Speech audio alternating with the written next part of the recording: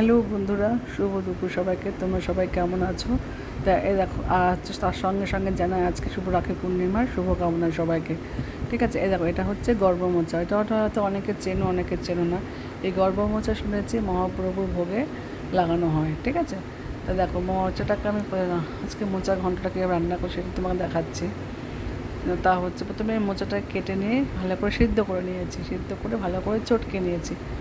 চটকিয়ে নিয়ে তারপরে এখানে যে তেলের মধ্যে গোটা জিরে, তেজপাতা, শুকনো লঙ্কা, আদা, কাঁচা লঙ্কা সব ফোড়ন দিয়ে আলু দিয়ে দিয়েছি। আলুগুলো একটু ভালো করে লাল লাল করে ভেজে নিয়েছি। আলুগুলো ভেজে নেওয়ার পরে আলুর মধ্যে কালকে রাত্রে আমি মোচায় দেবো বলে ছোলা ভিজিয়ে রেখেছিলাম। ছোলা দিলে ভালো লাগে খেতে, অনেকে বাদামও দেয়। আমার বাদামটা ভালো লাগে না বলে আমি শুধু ছোলাটাই দিয়েছি।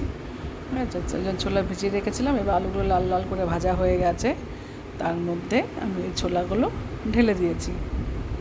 এবার ছোলাগুলো দিয়ে ভালো করে একটু নাড়াচাড়া করে ভেজে নিয়েছি, কারণ যেহেতু ছোলাগুলো ভেজানো ছিল, সিদ্ধ করা ছিল না, ওর জন্য ছোলাগুলো সিদ্ধ না হলে ভালোও লাগবে না খেতে।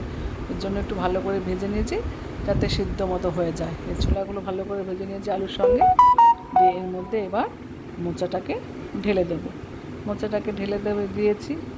মোচাটাকে ঢেলে দেওয়ার পরে তারপরে এর মধ্যে আমি যেহেতু এর মধ্যে আর কোনো মশলা অ্যাড করিনি, কারণ যখন আমি মোচাটাকে চটকিয়ে নিয়েছিলাম তখন ওর মধ্যে একটু লবণ, হলুদ, জিরে গুঁড়ো, ধনের গুঁড়ো, একটু লঙ্কা, কাশ্মীরি লঙ্কার গুঁড়ো, একটু চিনি সব দিয়ে একসঙ্গে ভালো করে চটকিয়ে নিয়েছিলাম, যাতে মোচাটা ভালো করে চটকানো যায়। আর মোচা যত বেশি ভালো করে চটকাবে তত বেশি সুন্দর মোচাটা মিশে যাবে। ঠিক আছে, এর জন্য যেহেতু মোচা করতে অনেক টাইম লাগে, ওই জন্য পুরো ভিডিওতে দেওয়া সম্ভব নয়, ওই জন্য মোচাটাকে আমি ঢেকে ঢেকে রান্না করেছি। তাহলে লাস্টে দেখো মোচাটা কেমন কি সুন্দর থকথকে কাদার দলার মতো হয়ে গেছে। রে ভগবান।